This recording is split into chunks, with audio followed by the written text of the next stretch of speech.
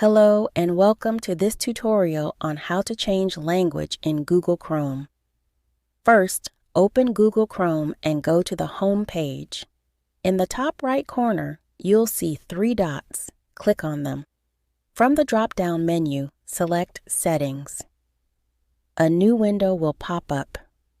In the middle of the screen, you'll see your customized settings, and on the left-hand side, you'll see Other Settings options. Click on Languages. A new window will appear showing your current language settings. Right now, mine is set to English. To change it or add another language, click on Add Languages. A list of available languages will appear.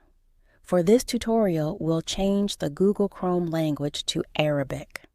Find Arabic in the list, which is near the bottom, and click on the three dots next to it. Then, select the checkbox next to Display Google Chrome in this language. Once you've done this, the language in Google Chrome will change to Arabic. As you can see, the main page in Google Chrome is now in Arabic, and everything has shifted to the right as Arabic is written from right to left. That's how you change the language in Google Chrome. Thank you for watching. If you found this tutorial helpful, please like and subscribe to our channel.